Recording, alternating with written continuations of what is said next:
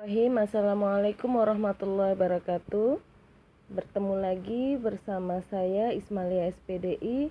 Saya masih tetap mengasuh mata pelajaran sosiologi untuk kelas 12 jurusan IIS. Baik, untuk pertemuan pertama ini karena kita sebelumnya sudah bertemu ya dengan Ibu, maka Ibu tidak perlu lagi untuk memperkenalkan diri Ibu. Baik, materi yang akan saya sampaikan hari ini adalah tentang perubahan sosial budaya. Oke, di sini ada peta konsepnya. Silahkan Nanda screenshot ya. Oke, di sini ya. Jelas apa-apa saja yang akan kita pelajari dari perubahan sosial. Pertama, tentang hakikat perubahan sosial budaya. Oke, ini akan pertama kali kita bahas di pertemuan pertama adalah hakikat perubahan sosial budaya. Karena nanti waktunya sangat terbatas, tentu tidak semua yang ada peta konsep sekali saya sajikan ya.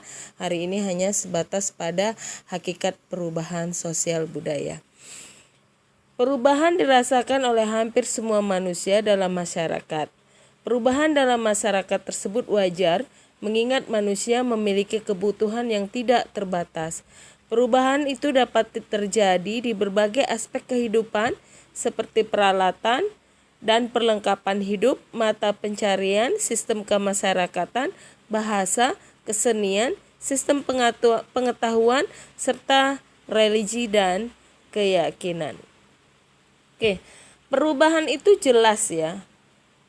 Cepat atau lambat tentu akan terus manusia mengalami perubahan. Manusia melakukan evolusi yang baru untuk dia bisa melakukan bertahan hidup. Makanya diperlukanlah perubahan-perubahan. Kalau zaman dulu mungkin ketika orang tidak memiliki televisi itu biasa saja ya, karena dulu juga televisi terbatas, dimulai dengan televisi hanya hitam putih, terus menjadi berwarna, dan bahkan sekarang televisi juga sudah cenderung ditinggalkan karena manusia lebih cenderung menggunakan sarana YouTube. Itu jadi semuanya itu mengalami perubahan kalau dari segi teknologi. Dari segi mata pencarian, mungkin kalau dulu hanya sistem dari pertanian, perkebunan, sekarang lebih bervariatif lagi ya. Oke, bahasa, kesenian jelas ya. Kita mulai terlebih dahulu pengertian perubahan sosial budaya dari beberapa tokoh.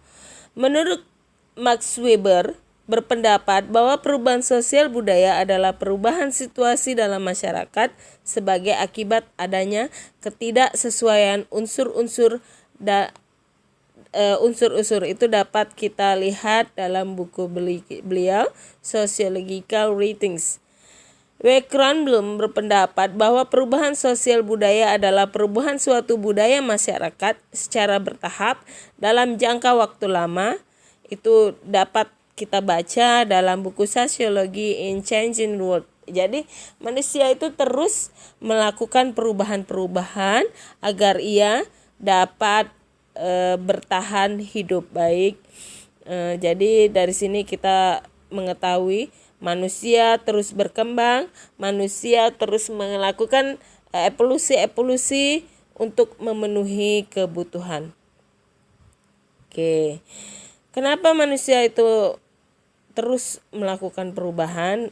Oke, di sini dapat kita lihat perbedaan dan hubungan perubahan sosial dalam budaya. Oke. Suatu perubahan sosial pastilah akan memberikan pengaruh terjadinya perubahan budaya.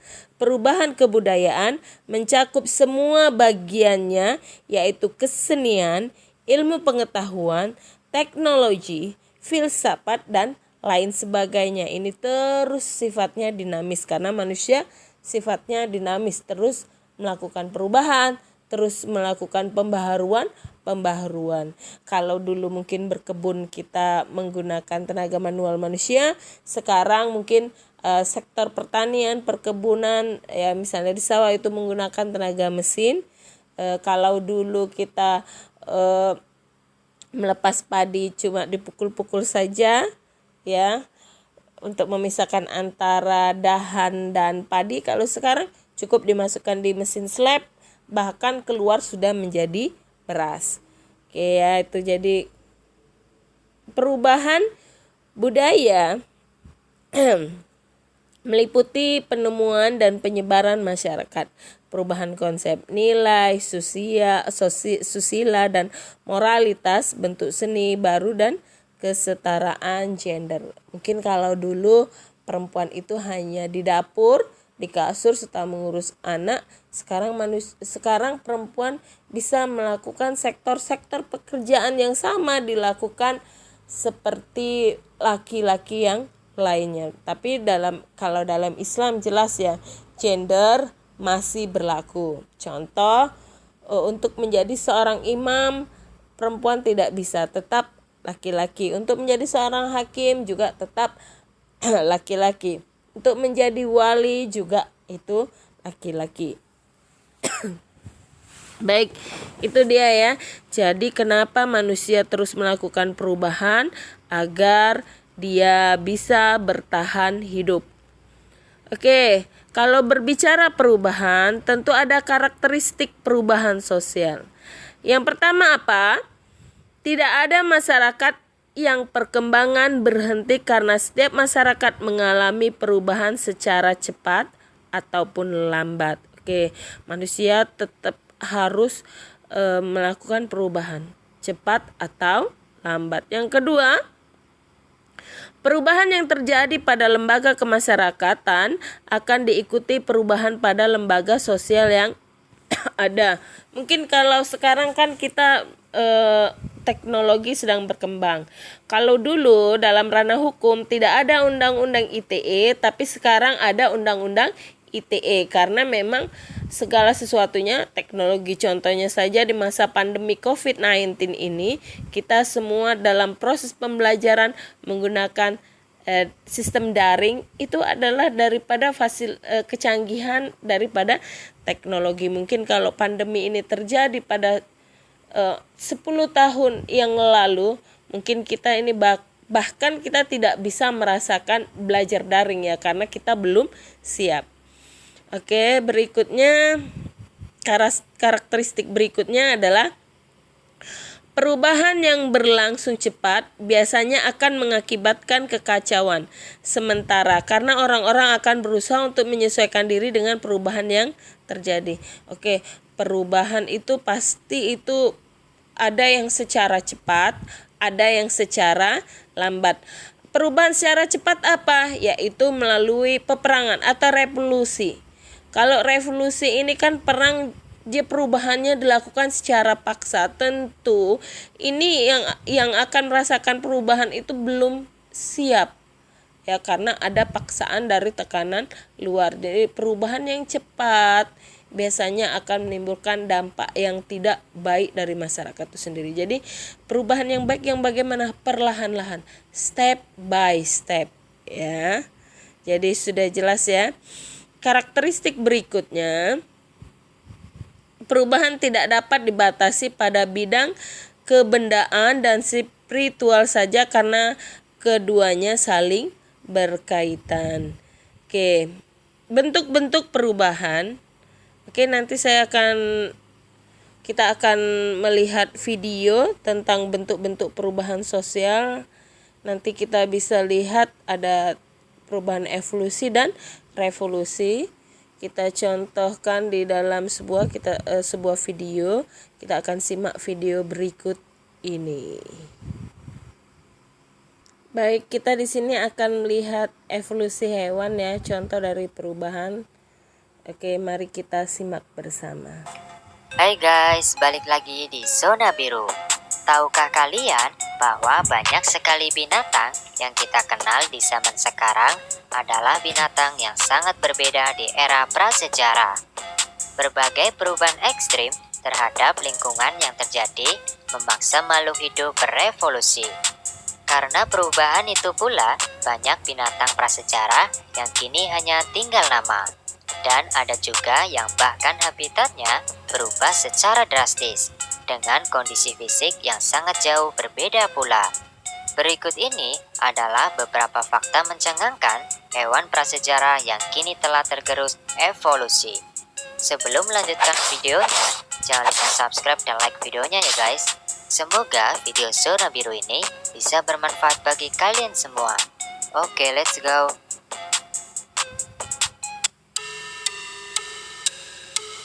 Kanguru tidak melompat. Kanguru adalah hewan yang sangat ikonik dari benua Australia.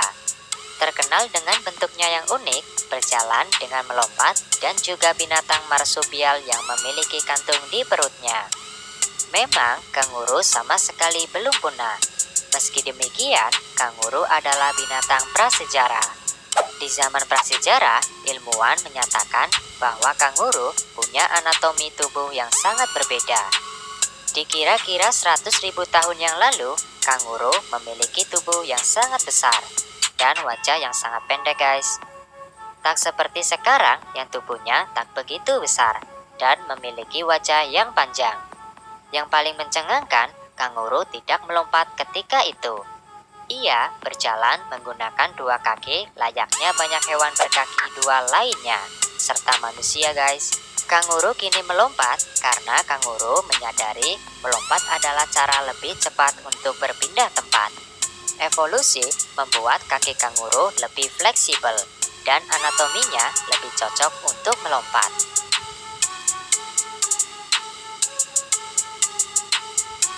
Armadillo sebesar mobil.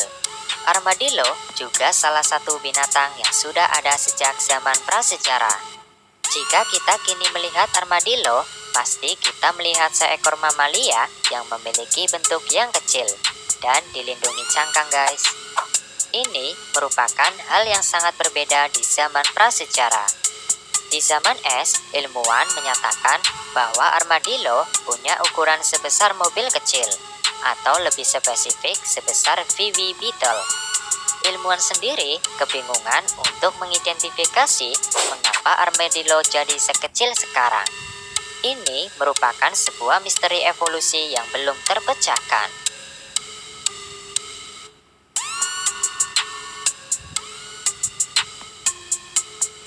Dulu beruang sangat besar.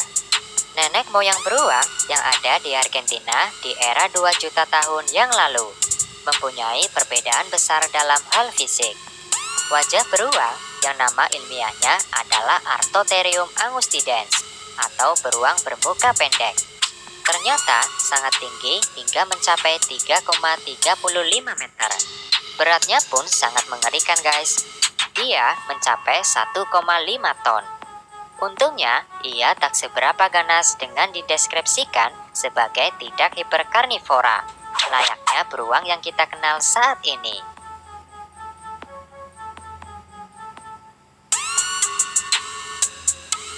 Dulu kuda sangat kecil. Kuda adalah salah satu dari 10 spesies, mempunyai nenek moyang yang bernama Hyracotherium. Hewan ini salah satu hewan yang fosilnya ditemukan sangat lengkap. Kuda adalah hewan yang sangat penting secara ekonomis dan sangat berperan penting dalam asa pengangkutan. Apakah kalian tahu bahwa bentuk kuda pada zaman dahulu tidak seperti bentuk kuda yang kita lihat saat ini? Karena pada zaman dahulu, kuda tidak berbentuk kuat dan kekar seperti yang kita lihat saat ini guys. Bentuk tubuh kuda berubah atau berkembang dari masa ke masa karena menyesuaikan dengan lingkungannya. Karena faktor utama penyebab evolusi adalah lingkungan. Perubahan kuda pertama kali terlihat dari jumlah jari. Dan membesarnya jari kuda tersebut, hal itu terjadi karena menyesuaikan diri terhadap tempat berpijaknya. Yang awal mulanya berupa hutan berawa menjadi padang rumput. Kuda pada zaman dahulu sangat kecil. Ikan paus mempunyai kaki. Di American Museum of Natural History tersimpan sebuah skeleton berusia 50 juta tahun dari spesies yang bernama Pachycetus. Spesies ini digadang-gadang sebagai generasi ikan paus pertama dengan bulu, 4 kaki, tulang telinga, namun dengan badan ikan paus. Menurut para ilmuwan, ukurannya pun tak sebesar ikan paus sekarang. Pachycetus hanya seukuran serigala guys. Pachycetus dulu hidup di perairan yang dangkal, Samudra Tethys, yang setelah periode kapur menjadi Samudra Hindia dan Samudra Atlantik. Menurut ilmuwan pula, dulu memang ada sangat banyak mamalia yang berhabitat di laut.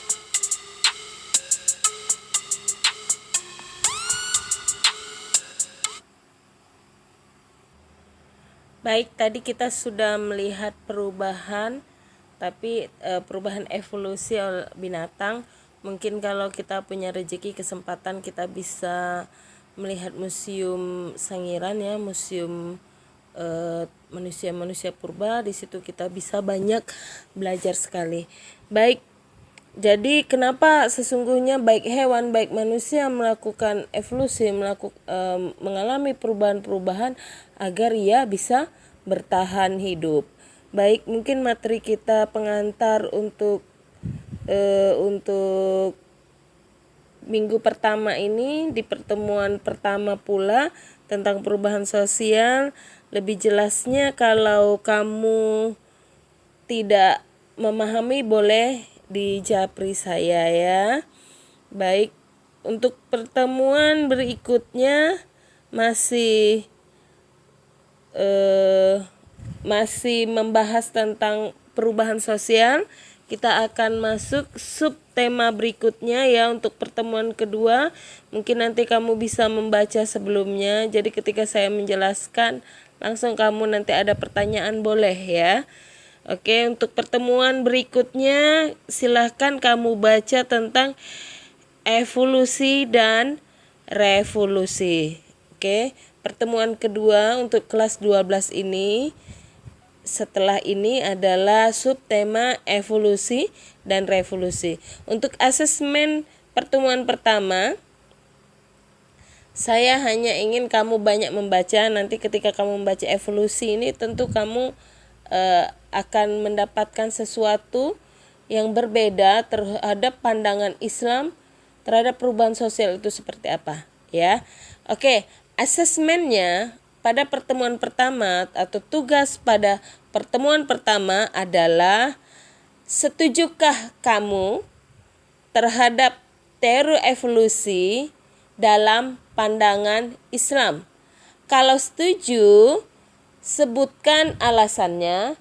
Kalau tidak setuju, sebutkan alasannya dengan jelas dan dengan sumber-sumber yang jelas. Kamu bisa searching melalui Google. Baik, itu saja. Jadi nanti pertanyaan dari asesmen itu saya akan memberikan nilai langsung. Setiap pertemuan saya akan langsung asesmen dan akan saya beri nilai sebagai nilai kuis. Itu saja. Jangan lupa kamu baca untuk pertemuan kedua yaitu evolusi dan revolusi. Itu saja pertemuan saya di pertemuan pertama ini. Semoga kita happy dalam belajar sosiologi walaupun di masa pandemi. Tetap stay at home, jaga kesehatan, juga tetap menjalankan protokoler kesehatan. Kita tutup dengan kafaratul majelis. Subhanakallahumma wa bihamdik, asyhadu alla ilaha illa anta, astaghfiruka wa atubu ilaik. Assalamualaikum warahmatullahi wabarakatuh.